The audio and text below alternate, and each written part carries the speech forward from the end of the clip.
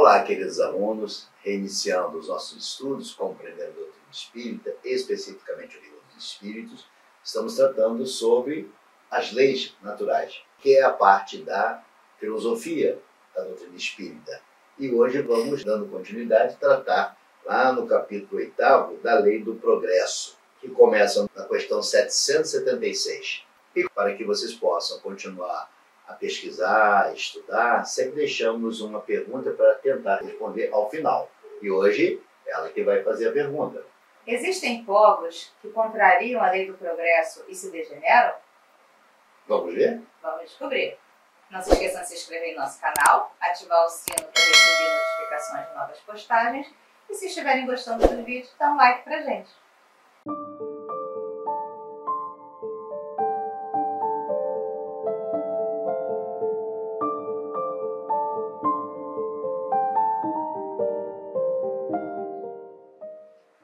Então, iniciando os nossos estudos de hoje, lá na questão 776, começamos a abordar da seguinte forma. O estado de natureza é a infância da humanidade e o ponto de partida de seu desenvolvimento intelectual e moral. Sendo perfectível e trazendo em si o germe de seu aperfeiçoamento, o homem não foi destinado a viver perpetuamente no estado de natureza, como não foi a viver eternamente na infância. Aquele estado é transitório para o homem, que dele sai por virtude do progresso e da civilização. A lei natural, ao contrário, rege a humanidade inteira, e o homem se melhora à medida que melhor a compreende e pratica. Então está te mostrando que nós somos criados simples e ignorantes, com destino à perfeição. E essa perfeição só vai ocorrer através do progresso, do aperfeiçoamento intelectual e moral do ser. É incompreensível que o homem possa encontrar a felicidade perfeita na natureza. Isso o tornaria um ser bruto. De igual forma, o homem não pode retrogradar para o estado da natureza, pois o progresso é inexorável. Ou seja, você não pode retornar ao estado primitivo. O passo dado em direção ao progresso já não mais te permite retornar. Então, essa é uma das questões, lá na questão 777 a 778, que conflita com muitos pensamentos que diz o homem não evoluiu, o homem ainda é bruto, o homem ainda é ignorante. Isso não é uma verdade. O homem saiu da caverna, evoluiu, e basta olharmos o retrovisor da história para verificarmos o quanto já caminhamos. É o ideal? Já somos espíritos perfeitos? Claro que não. Vivemos num planeta de prova e expiação. É verdade. Mas o passo evolutivo que demos, foi muito grande. Já caminhamos muito. Claro que teremos que caminhar muito mais ainda. Mas lembrando sempre que o passo dado em direção ao progresso não pode voltar, não pode retornar ao estado primitivo. Por isso, essa questão vai sim combater todo aquele pensamento retrógrado que o homem insiste em dizer que não estamos evoluindo, ou que não melhoramos, ou que o homem continua no estado animalesco. Não, não é verdade. Nós evoluímos e evoluímos muito. E também, uma vez que o germe do aperfeiçoamento se encontra dentro de nós, dentro do nosso ser, nós vamos sempre buscar nos melhorarmos, seja intelectualmente, seja moralmente. E também o nosso meio, não é só a questão de só nós mesmos, é também o nosso meio. Então aquela ideia de que eu vou largar tudo e voltar para a mata para viver como os povos selvagens viviam antigamente, isso é tentar contrariar a lei do progresso.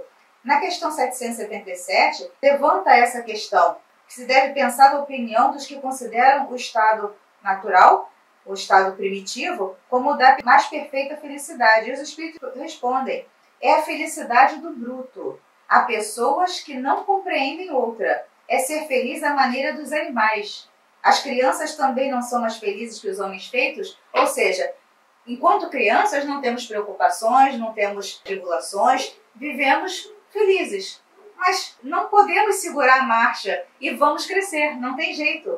O ser humano, ele nasce criança, mas ele chega à fase adulta. E não tem como você segurar isso. Da mesma forma, a civilização também ocorre e você não tem como segurar. Então você não tem como voltar ao estado primitivo. E quando você tenta isso, você está contrariando uma lei divina e vai causar sofrimento. Mesmo que você não perceba o sofrimento nesta encarnação, quando você desencarnar e descobrir o tempo precioso que você perdeu tentando opor resistência a esse progresso, você vai entender o quanto você está atrasando a sua evolução.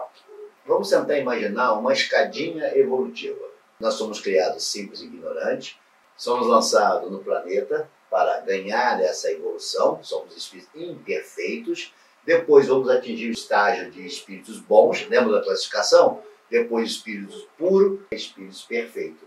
Mas tudo isso é uma evolução, uma subida de degraus que vai compelindo o espírito a avançar, a atingir o ponto mais elevado, que é a perfeição, quando nos tornaremos co-criadores. E não tem como descer esse degrau. Uma vez subido, não tem como retornar. Então Então o homem desenvolve-se por si mesmo, em alguns casos valendo-se de seus talentos naturais. Entretanto, para aqueles com dificuldades em progredir, a lei de sociedade, lembra da lei de sociedade que nós tratamos no capítulo anterior? O socorre, permitindo o contato com os mais talentosos e despertando neles o interesse para o progresso. Então é aquele um ajudando o outro, um dando a mão para o outro. Então se eu tenho dificuldade no progresso, por estar dentro de um contexto social, por ocorrer essa simbiose, ocorrer essa troca entre seres, adquirindo talentos que o outro tem a oferecer, eu vou progredir também, eu vou avançar. Então, mais uma vez, mostrando aí que aquele que quer opor resistência ao progresso, se isolando, ou seja, contrariando a lei de sociedade, ele não só está se prejudicando, como ele está também deixando de efetuar a lei da caridade. Porque a lei da caridade, você se doa para o próximo. Então, quando você se isola, você também não é caridoso, é por egoísmo. Lá na questão 780, ele nos fala do progresso moral, que decorre do progresso intelectual, mas nem sempre o acompanhe imediatamente. Assim, ao atingir a intelectualidade, passa ele a compreender as questões entre o bem e o mal, fazendo escolhas através do livre-arbítrio, e seus atos e consequências dão a ele a consciência dessas escolhas. Então está te mostrando que a intelectualidade vai favorecer que eu adquira um progresso moral. Mas nem sempre você, tendo uma elevada intelectualidade, tem um elevado progresso moral. Nem sempre. Muitos homens extremamente intelectualizados, é muito parco a moralidade desses homens.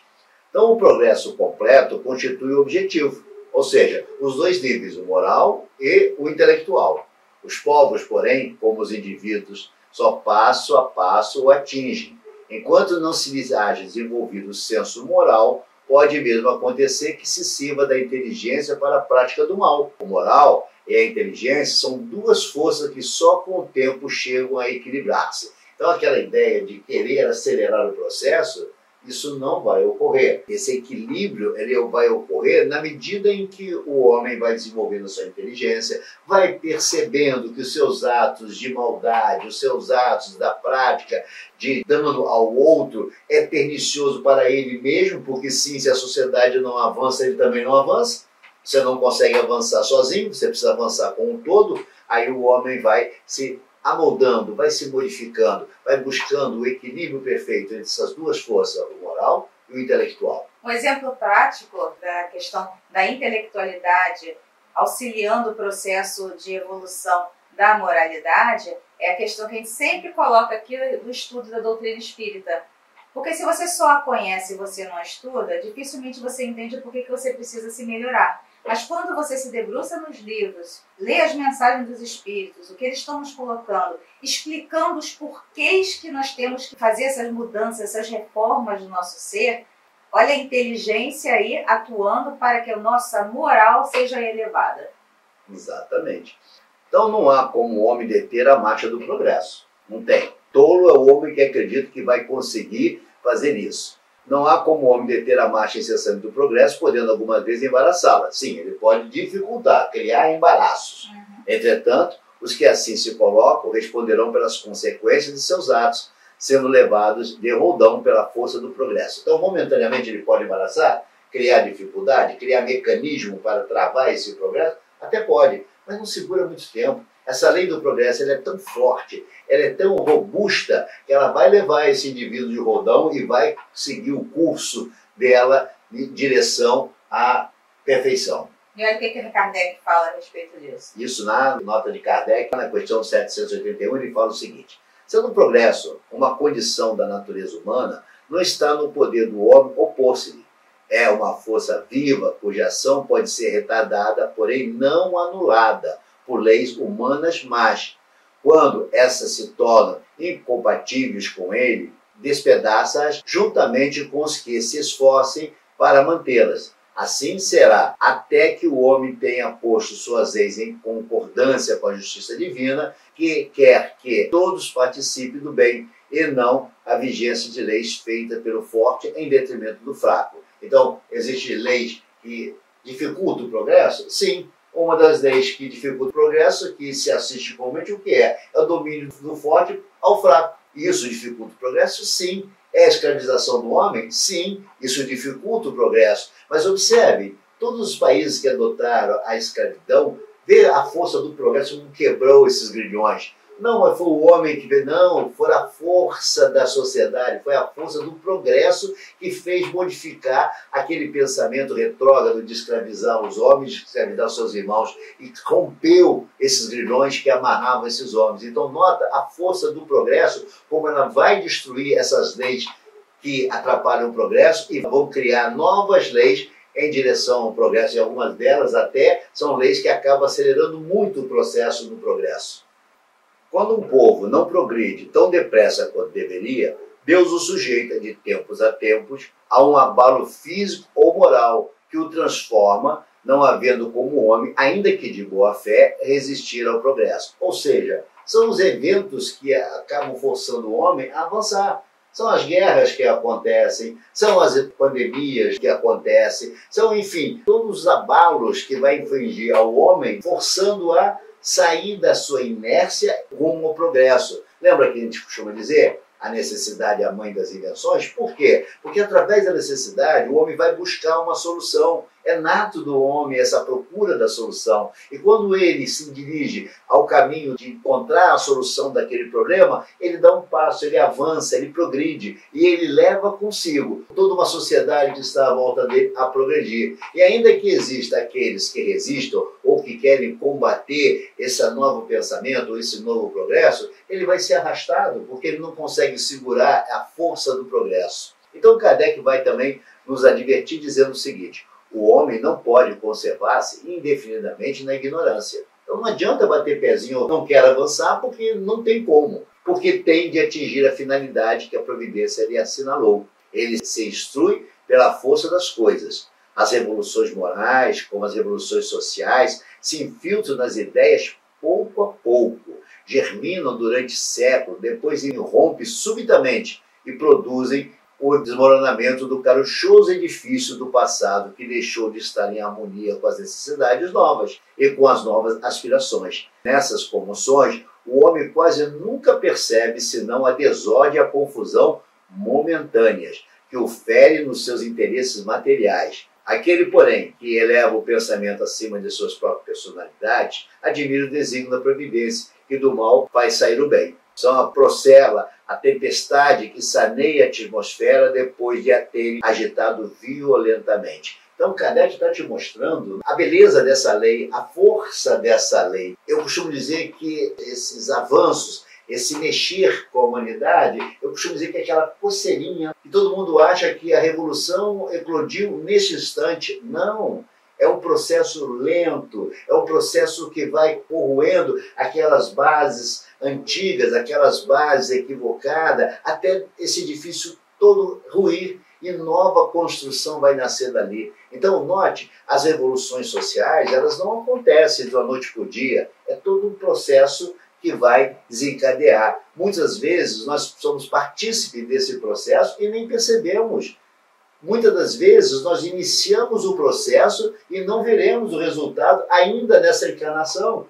Terá que ocorrer mais tarde, quando retornarmos ao plano material, através do processo da reencarnação, veremos o trabalho que realizamos lá atrás, quando ainda estávamos no processo da revolução. Então note que o progresso ele vai se desenvolvendo lentamente, ele vai corroendo, ele vai destruindo aquelas bases equivocadas do passado até trazer um novo edifício, uma nova construção alinhada às leis do Criador. Então não há como não reconhecer o progresso incessante do homem, não só no campo intelectual, como no campo moral, pois a sua consciência aflorada dita que é chegado o tempo de extirpar o mal. Um olhar ligeiro sobre os ombros permite ver o progresso que atingiu da caverna aos dias atuais.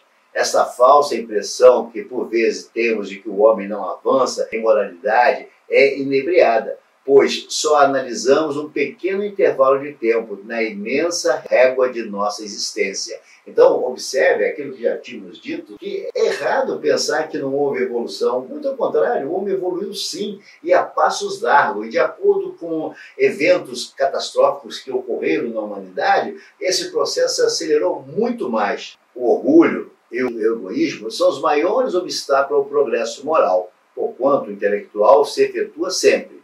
À primeira vista, parece mesmo que o progresso intelectual reduplica a atividade daqueles vícios, desenvolvendo a ambição e o gosto das riquezas, que, a seu turno, incitam o homem a empreender pesquisas que esclarecem o espírito. Assim é que tudo se prende no mundo moral como no mundo físico, e que do próprio mal pode nascer o bem. Curta, porém, é a duração desse estado de coisas que mudará a proporção que o homem compreender melhor que, além da que o gozo dos bens terrenos proporciona, uma felicidade existe maior e infinitamente mais duradoura. Então ele está te dizendo, na questão 785, que os eventos, como eu citei, catastróficos, as guerras, vão trazer esse mexer do homem. Você observa que muitas das invenções que ocorreram, a própria internet, foi desenvolvida nos momentos mais difíceis da humanidade, que foi a Segunda Guerra Mundial. Por interesses outros, desenvolveu um sistema que hoje fez com que a humanidade saltasse, digamos assim, num largo passo rumo ao progresso. Então, você observa que no mal, ele conseguiu extrair o bem. Não podemos esquecer que a invenção da bomba atômica também foi um mal, um malefício, e que hoje ele é um benefício para a humanidade quando bem aplicado. Então, mesmo que a intelectualidade do homem se sirva para atingir o mal, em um dado momento isso vai acabar revertendo para o bem da humanidade. O que nós precisamos é compreender os desígnios da providência divina.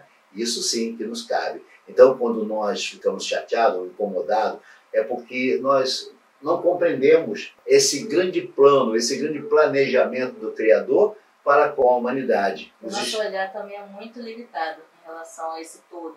Porque nós olhamos num intervalo de tempo muito pequeno, nós não conseguimos olhar a existência como um todo.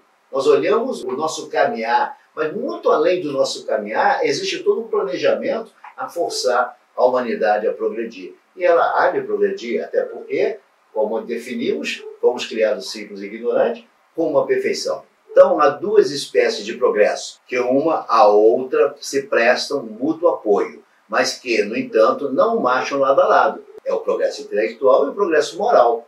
Entre os povos civilizados, o primeiro tem recebido, no correr desse século, todos os incentivos. Por isso mesmo atingiu um grau a que ainda não chegara antes da época atual. É que está se falando da época de Kardec. Época de Kardec, estamos lá em 1857.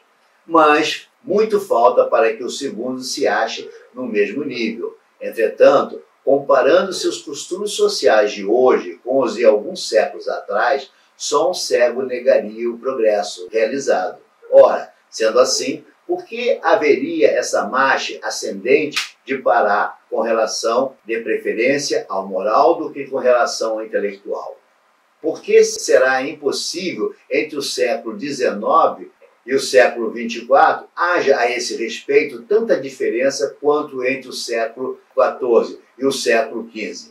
Duvidar para aprender que a humanidade está no apogeu da perfeição, o que seria absurdo, ou que ela não é perfectível moralmente, ou que a experiência desmente. Então está te mostrando nessa nota de Kardec, apesar de ser muito extensa, que não há como negar esse progresso. E nós estamos falando aqui numa época muito. Nós estamos falando na época ainda que o homem estava nos séculos das luzes, do Renascimento, daí estava ainda na época da razão, descobrindo coisas. E a ciência estava avançando. Avançando, criando teorias, enfim, em marcha ascendente à evolução, e Kardec já nos afirmava que isso iria acontecer sucessivamente, continuamente. Ou alguém pode duvidar que hoje a evolução está ocorrendo, a aceleração desse processo evolutivo está ocorrendo. Eu não estou falando somente nas questões da ciência, eu estou falando inclusive na moralidade do homem. Quanta consciência o homem já adquiriu a respeito das leis do Criador e das suas infringências e dos seus riscos em contrariar essas leis? Quanto já observamos isso? Isso significa progresso moral.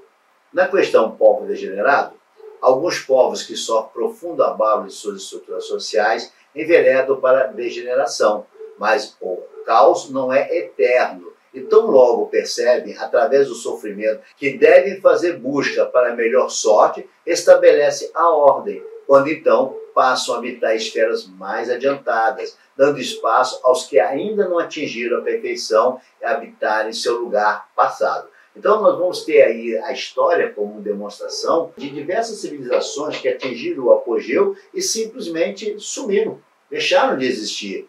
Mas não é que deixaram de existir. Esses povos vão migrar para outras localidades, para lugares mais adiantados, que dão melhor melhoria, porque eles vão em busca desse desenvolvimento, deste progresso. E aí você vai ver que aquela civilização atrasada, retrógrada, ela vai ruir. É isso que aconteceu com Roma, é isso que aconteceu com o Egito, é isso que aconteceu com diversas civilizações, mas todas, sem sombra de dúvida, ruíram. Em função de quê? Degeneraram. E aí a população que sobrou, que restou, diante de tamanho sofrimento que experimentaram, de tamanhas agruras que foram submetidos, buscaram novos horizontes. Foram em busca de soluções para aplacar aquele sofrimento, e aí o progresso se faz presente novamente. Santo Agostinho vem numa época em que Roma estava em decadência. E ele tem uma obra chamada Cidade de Deus, que é interessante ser lida, que justamente vai mostrar a decadência dos homens e a perfeição que é a cidade de Deus, a busca dessa cidade perfeita.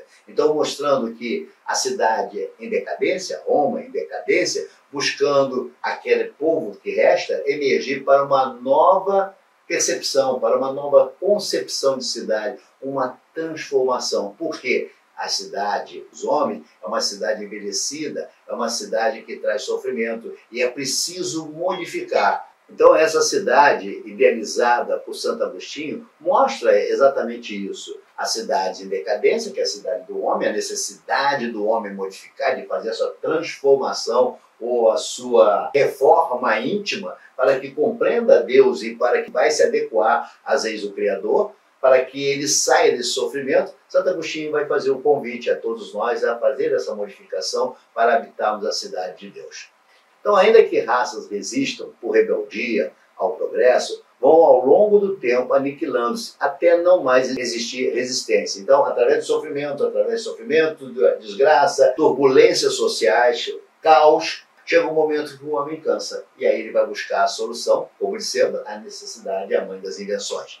Assim, as almas imperfeitas que lutaram contra o progresso terão novas oportunidades para encontrar a perfeição, pois este é o fim de toda a criação. Então, ainda que eu erre nesta existência, me será dado, pela bondade do Criador, uma nova oportunidade para que eu possa compreender a necessidade de progredir e não ser entrave, não ser pedra de tropeço, como Jesus nos apresentava, ao progresso. Respondendo à questão inicialmente feita, esses povos degenerados, eles tentam sim opor obstáculos ao progresso. Porém, como a lei do progresso é inexorável, eles não vão conseguir. E aí vão sucumbir e novas oportunidades serão dadas a essa população para continuar a sua jornada evolutiva.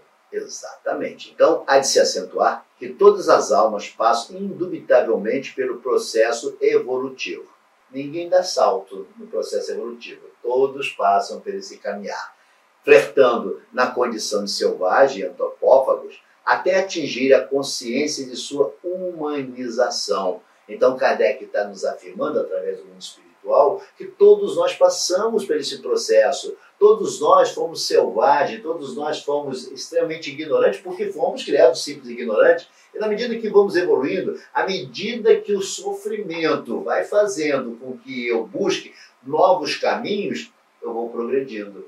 Ou seja, através da minha intelectualidade, eu vou percebendo que aquele caminho de sofrimento não é um caminho adequado. E eu vou buscando novos rumos, novas estradas para atingir a perfeição moral. E com isso eu encontro a felicidade. E a felicidade maior do homem, só uma palhinha para vocês, que alguns pensam que é ser rico, que ter uma elevada intelectualidade, não é aí que reside a felicidade plena do homem. Jesus nos apresentou a felicidade plena do homem.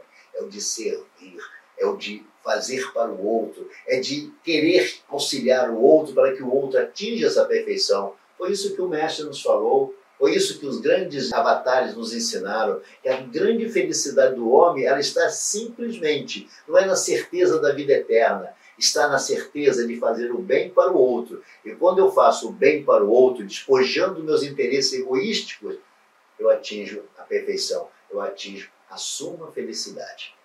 Os povos que apenas vivem a vida do corpo, aqueles cuja grandeza unicamente assenta na força e na extensão territorial, nascem, crescem e morrem, porque a força de um povo se exaure, como a de um homem.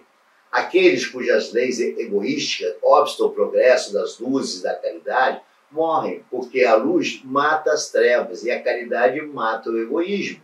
Mas para os povos, como para os indivíduos, há a vida da alma, aqueles cujas leis se harmonizam com as leis eternas do Criador. Viverão e servirão de farol a outros povos. Então, mostrando que na medida que eu vou ganhando consciência, na medida que eu vou me libertando das amarras da materialidade, das amarras do egoísmo, servindo o outro, eu passo a ser o quê?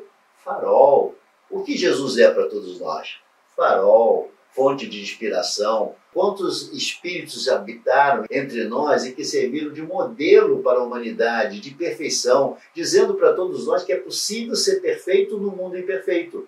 Eles compreenderam, eles adquiriram a intelectualidade e adquiriram a moralidade e habitaram entre nós com essa perfeição moral. Porque sim, a grande riqueza do homem está efetivamente em adquirir esses valores morais, essas virtudes que são apresentadas para o homem para que ele possa galgar a perfeição. Então o progresso não tem o condão de formar uma única nação, dada a diversidade dos climas, da onde originam costumes e necessidades diferentes que constituem as nacionalidades, tornando indispensáveis sempre leis apropriadas a esses costumes e necessidades. A caridade, porém, desconhece latitudes e não distingue a cor dos homens. Quando, por toda parte, a lei de Deus servir de base à lei humana, os povos praticarão entre si a caridade, como os indivíduos. Então, viverão felizes e em paz, porque nenhum cuidará de causar dano ao seu vizinho, nem de viver às expensas dele. Então, é exatamente o que eu coloquei para você. O grande objetivo nosso de atingir essa felicidade é exatamente servir, não causar dano. Lá o meu amigo Piano, que talvez a gente possa abordá-lo, o nosso amigo Piano, o jurisconsulto, lá em Roma, ele falava: viver honestamente, dar a cada um o que é seu, não lesar. São princípios consagrados e sagrados para que o homem atinja a perfeição, para que o homem encontre essa felicidade. Então, a humanidade progride por meio dos indivíduos que pouco a pouco se melhoram e instruem. Quando esses preponderam pelo número, tomam a dianteira e arrastam os outros. De tempo a tempo surge no seio dela homens de gênio que lhe dão um impulso. Vêm depois, como instrumentos de Deus, os que têm autoridade e, em alguns anos, fazem-na adiantar-se de muitos séculos. Ou seja, de quando em quando, avatares, espíritos iluminados, faróis, nos adiantam através do exemplo. Porque o exemplo arrasta. É isso que tem nos dito. Então, através desse exemplo, em queremos copiar o Mestre, em buscarmos entender que o sofrimento nosso está a não andar nas pegadas do Mestre, vai fazer com que nós possamos progredir, nós possamos avançar. Porque sim, ler a Bíblia, falar os ditados da Bíblia é muito fácil, praticá-la que é difícil. Ou seja, falar os discursos de Jesus, muitos repetem, tal qual máquinas, mas praticar os ensinos de Jesus, aí vai uma grande diferença. E é exatamente quando praticamos o ensino do Mestre é que nós mostramos através de exemplo e podemos arrastar outros em nosso caminho. Então, segundo a doutrina dos Espíritos, os progressos ulteriores aproveitam igualmente as gerações pretéritas, que volta a viver em melhores condições e pode assim aperfeiçoar-se no foco da civilização.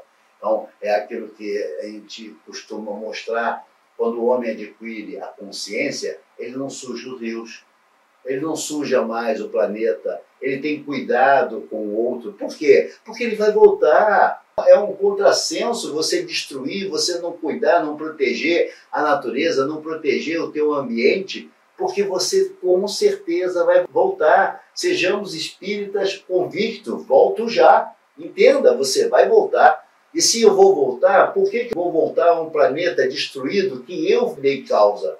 Por que não cuidar? Por que não plantar? Por que não limpar? Por que não ganhar consciência ecológica? Por que não ganhar consciência moral de estender a mão aos seus irmãos e levantá-los da rua, da sarjeta? Porque sim, eu voltarei.